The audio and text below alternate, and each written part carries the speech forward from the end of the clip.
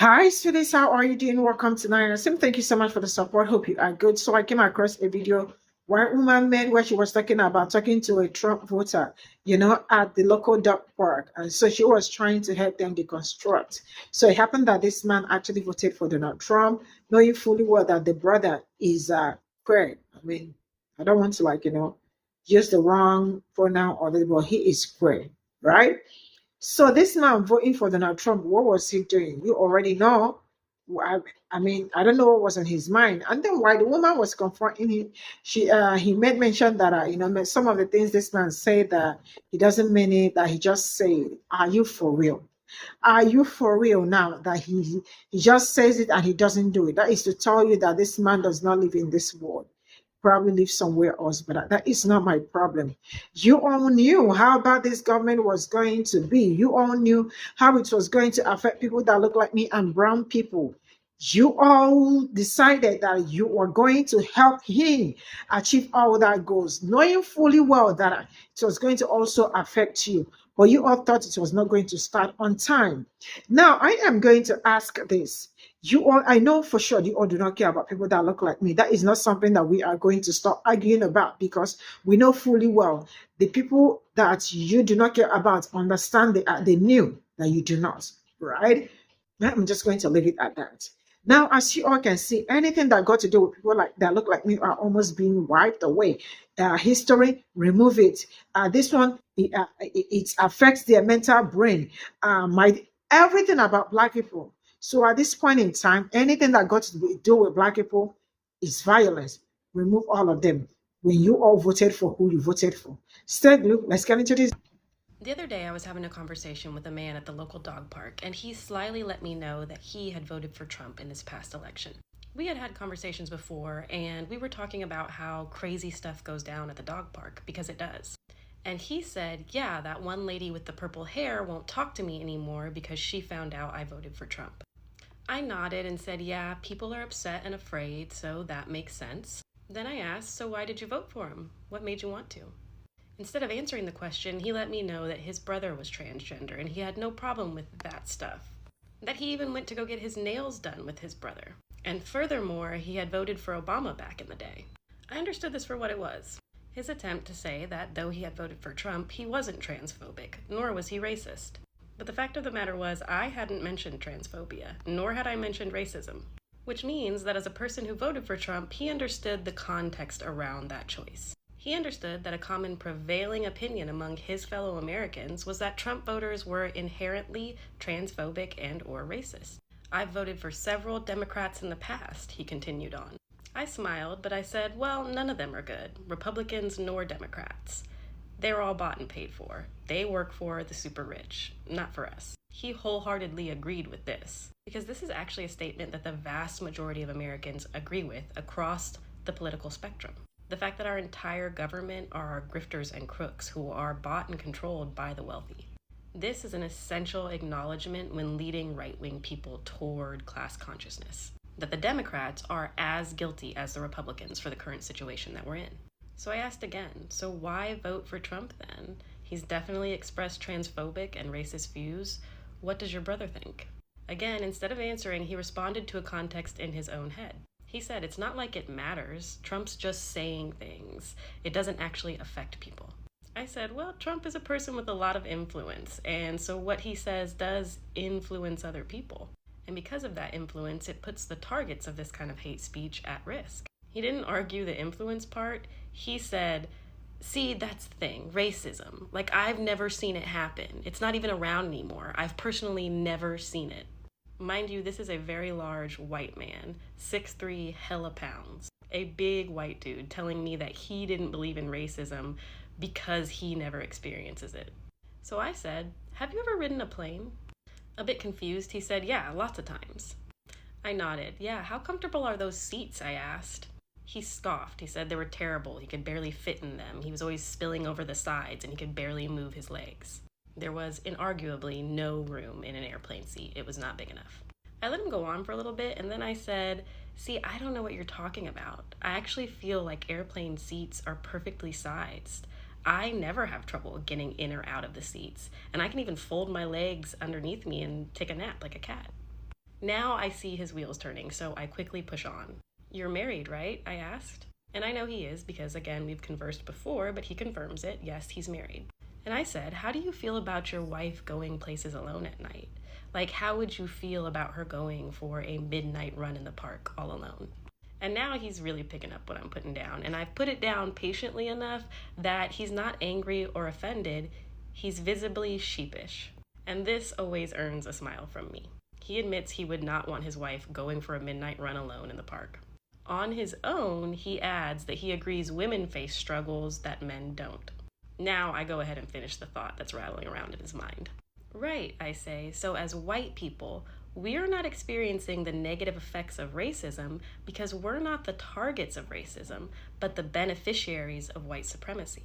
We might not be seeing it because we don't think that it's actively harming us. Just like how, though I've never had a problem with the size of an airplane seat, that doesn't mean that you've never had a problem with the size of an airplane seat. And just because you might not be in danger going for a midnight run in the park, that doesn't mean that your wife wouldn't be in danger going for a midnight run in the park and be justified in being scared to do so. I see from the expression on his face that a switch has flipped. He concedes the point to me. We keep going until he plainly states that he sees that the points that I'm making apply to racism.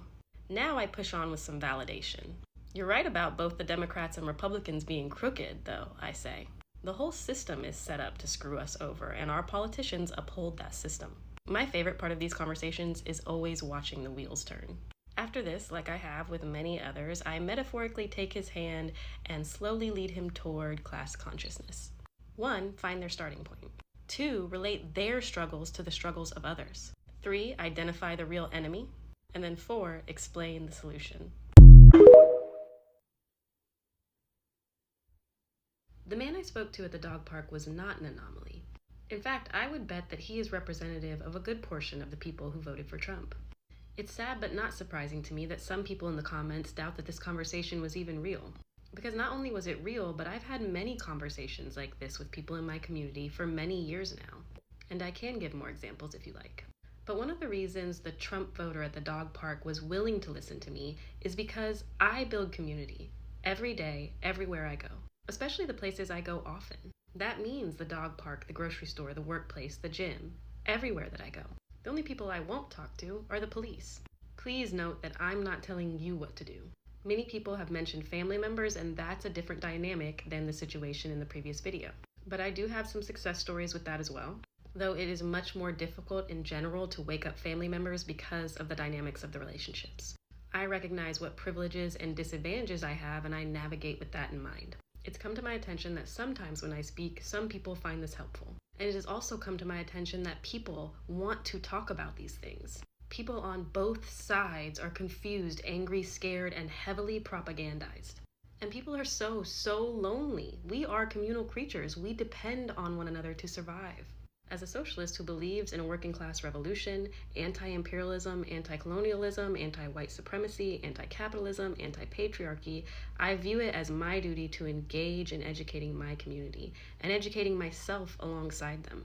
This is not the job for everyone. Each of us must find the things that we can do and that we are willing to do based on our particular situation in this world. How do I build community? I smile and I greet people. Remember their names, what they do for work, the composition of their family, what they complain about, and what they're dealing with.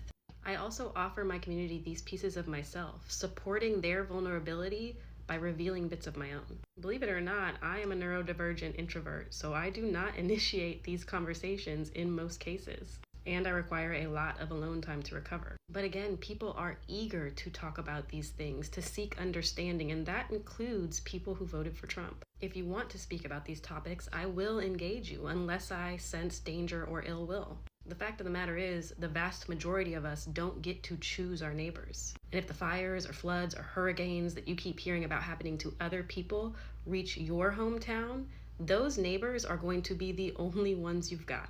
The government some of you love to defend sure as shit aren't coming to help.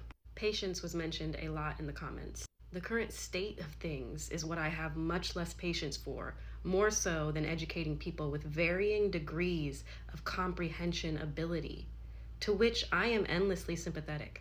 The root of my activism is love. But it's also curiosity. Why do we do what we do? How did we get here? Where are we going? Humans are endlessly fascinating to me. You are all terrifying and beautiful and heartbreaking and hilarious. And I love you. Approaching people with this love and curiosity is how I survive the world, and it is a privilege. It's how I allow people to love me back.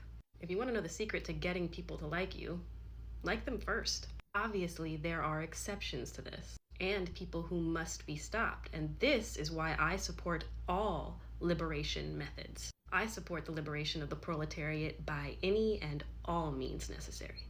You will never catch me condemning freedom fighters or their methods, even if you know them by a different name. Concerning the gender identification of his brother and whether or not his brother is actually his sister now, I honestly don't know because I am very, very careful not to assume gender, no matter what activities like getting one's nails done might seem to suggest. I thank my Gen Z teenagers for this because when they were just children, they told me again and again, do not assume their gender, Mom. Are you assuming their gender, Mom? We can't assume their gender, Mom. And I listen to my children. I adjust my thinking to accommodate theirs because I am someone who is always asking others to adjust their thinking to accommodate others. I'm not asking people to do things I'm not doing.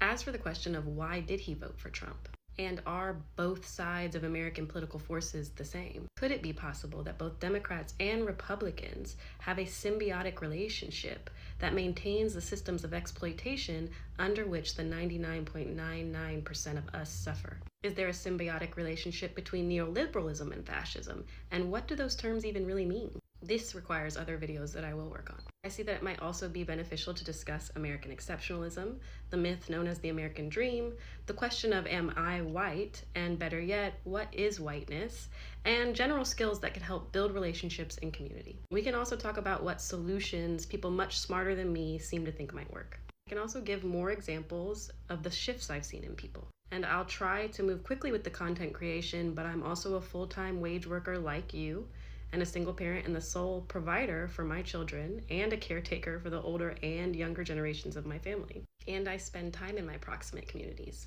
So I don't know how fast I can produce while also being mindful about the information I'm discussing, because it is touchy information. And I'm not claiming to have all the answers, so please feel free to stick around even if you disagree with some of the things I'm saying, perhaps especially if you disagree with some of the things I'm saying. Sometimes I'm wrong, sometimes you're wrong. We can identify those things together.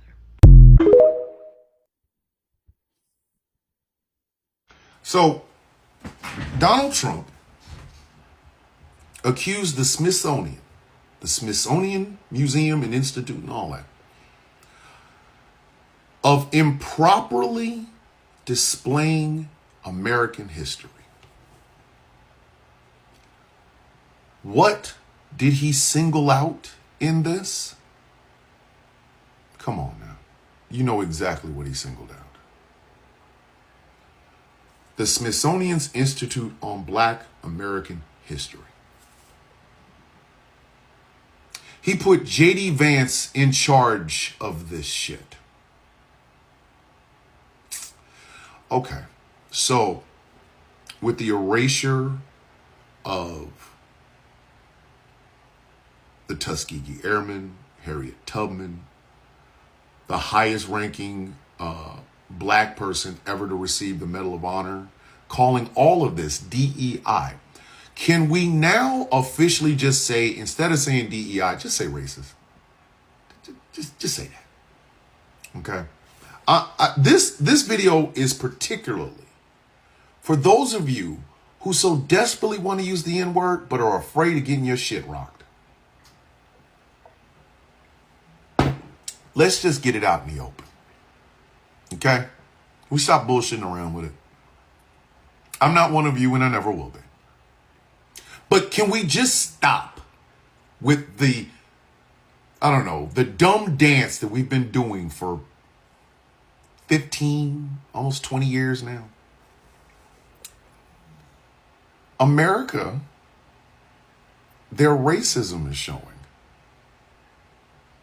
You ever been in an old house and you fix it up and decorate it, you get the walls fixed, you get the plumbing fixed. It's an old house, but now you put all these new amenities in it.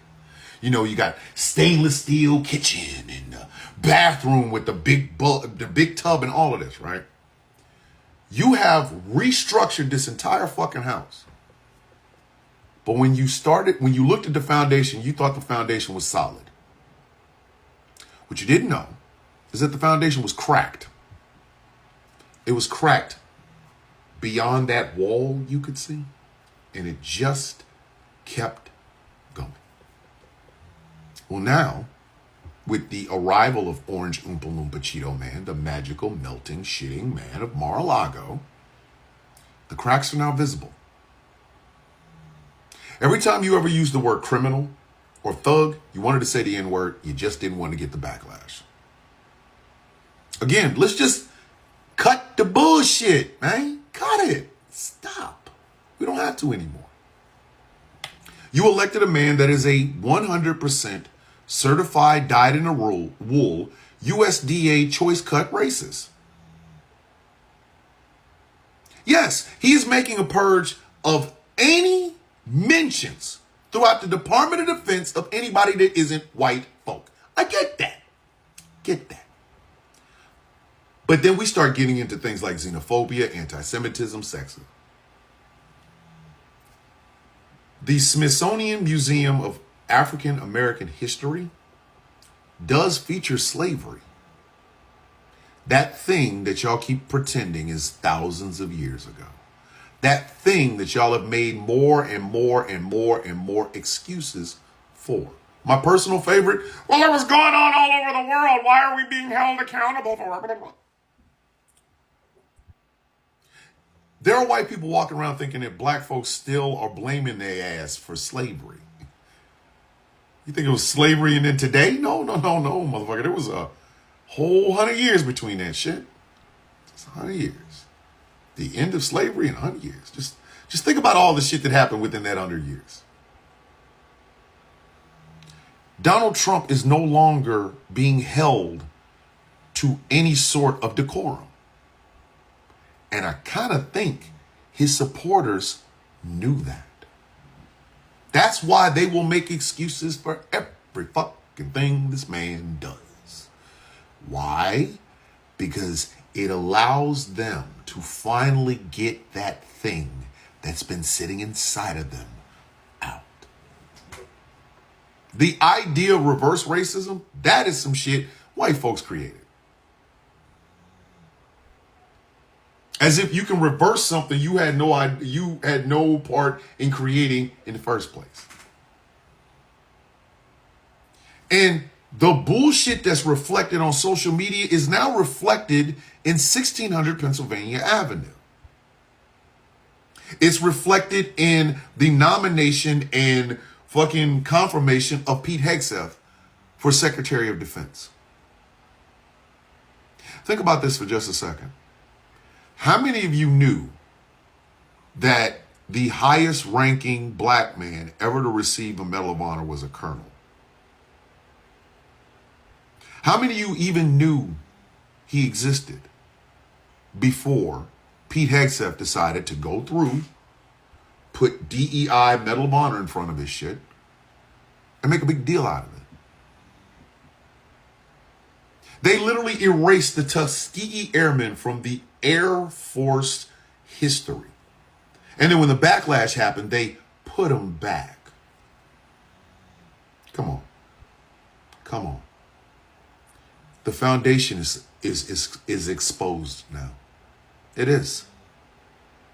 This is going on worldwide. I really want y'all to understand this. Everything that we do here in the United States is reflected around the goddamn world. The world is looking at this narcissistic, racist, gravy under the skin ass motherfucker, and they're saying these things out loud. Only in America is there a debate about this. Why? Why is there a debate? It is as plain as the nose on your face. But it gets to that point that we black folks have been saying for over 100 years. The racism is in the bones, kids. It is in the bones. And pretending like the president of the United States, who was going after the Smithsonian Institute for not teaching American history properly, meaning let's take this that was so long ago mentality and turn it into policy. The fact that the current occupant of 1600 Pennsylvania Avenue put the vice president of the United States in charge of fixing the teaching of American history. And yet we still have people on social media, I'm going to just say it, on social media, who are trying to argue with people that look like me, who are the descendants of those people whose names and struggles would be in the African American History Museum brought to you by the Smithsonian Institute or the Smithsonian. We still have people arguing that we have victim mentality. We didn't elect victim mentality, now did we? Did we? There's my argument from this point forward to any motherfucker that tells me that black people suffer from victim mentality. Is that so? Have we ever elected victim mentality? No. No, we haven't. In fact, we have made it our fucking business. Those of us who do not share Caucasian skin, we have made it our business to remember that we have to work twice as hard to get half of what most of these fucking white people will squander. We didn't need a president to confirm our shit. We just needed him to do the fucking job, her to do the fucking job. White people elected victim mentality in human fucking form. And now, the Smithsonian Museum is being told that they're not teaching American history properly.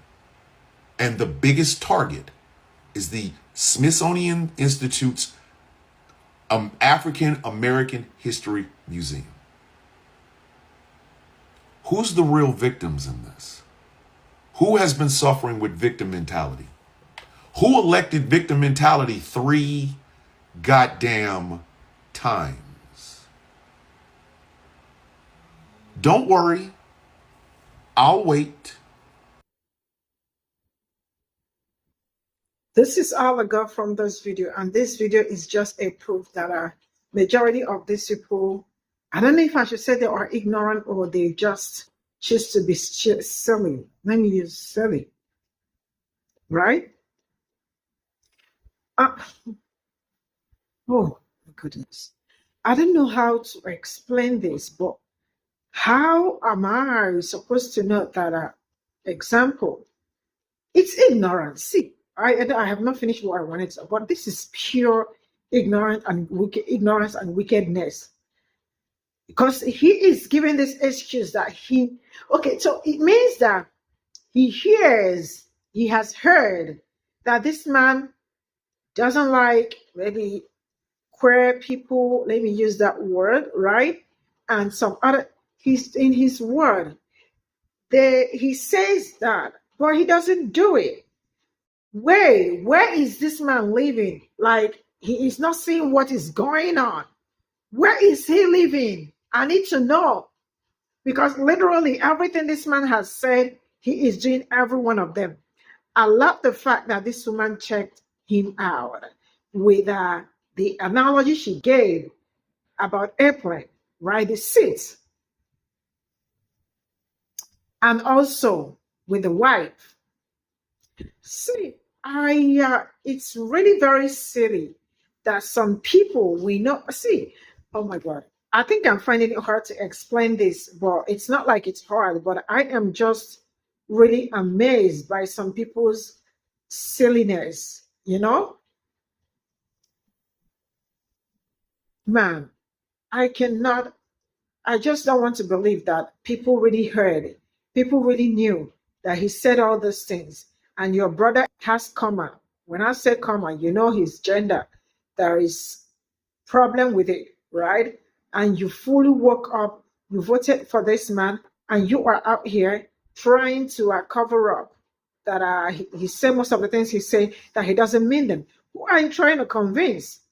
Majority of, see, now let me understand this. Majority uh, of the decision these people made, they made them because they feel like it is not ever going to affect them. Like, it could affect every other person. Because for you to heard that he said something like this, I still went ahead to vote for him, and he is, oh my God, they do not care. I mean, in essence, what they are trying to say is that aside from him, his brother being whatever he is, they really do not care about people that look like me. And majority of the things that they are doing, you heard what Bishop Thomas said, and the things that I have also brought here and all that is a typical example that well, they do not care. People that look like me, however you want to survive it. You see this, I am going to do whatever I said, and it is happening. It's not like Black people actually knew, right? That was one of the reasons why they tried so hard to make sure that they get people on their side to push things forward. But you all said no. I don't want you to be on my side. I don't want it to be on my. I don't want to be on your side.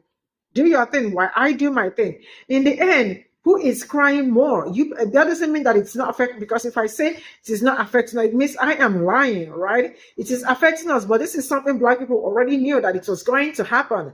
They already made up their mind. I mean, this was, I don't know, but they're so far ahead, because if you have been following my channel on majority of the things that has happened before now, you definitely will understand where I am coming from. Black people 2 years ago started talking about Project 2025. This is 2025, right? In 2020, end of 2023, 24, they started talking about 2023, 24. They knew about Project 2025. It was not new to them. They were really, really up on talking on it. And they said there was nothing like Project 2025, that Black people made it up. Right? Yes, there is nothing we've never made up in this life.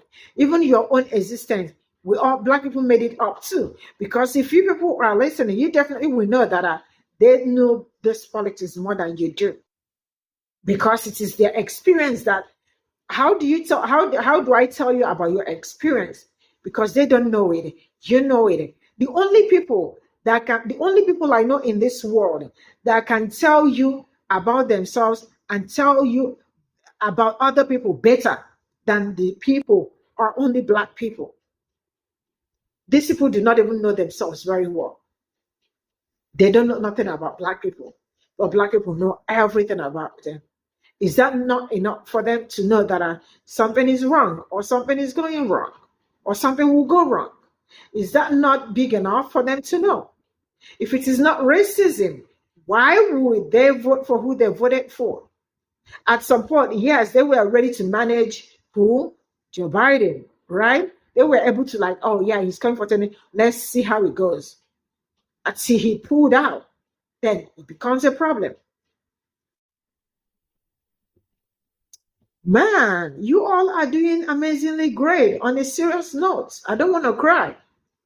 You all are doing amazingly great. Because tell me how you all woke up, right? And said, okay, let's do it this way, even knowing fully well that it is going to be. See, I don't know how some people think, but I am trying to be human and at the same time using my critical thinking. Now, let's assume that I have a help, someone that helps me out in my house. I know probably the person's documentation is shady or not. It has comma. When I tell you that something has comma, it means it has problem, right? So living with somebody, if you have to hire somebody, it's definitely someone you trust. I don't know if you understand that. Or maybe someone that has worked for you for how many years? 3, 4, 5 years. It means there is something like trust and likeness, I mean, you trust the person to be around you and all that. And you heard that this man was going to take away this person's right? That didn't bother you. Or you felt like, he may not do it. He's just saying. He is just saying. And now in the end, you literally cannot even do anything now. Almost everything is double the price, because where do you find people to help you do your job? There are not enough farmers to farm and all that, or be in the work field and all that. Now, should I say insecurity and all this? It's not actually insecurity because the government is already insecurity on their own, because breaking into somebody's house, broad daylight, is already insecurity. By who? By the government.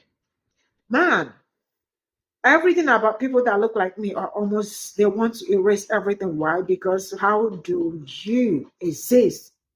How do you as a black person exist? I don't want to. Bye for now, everyone.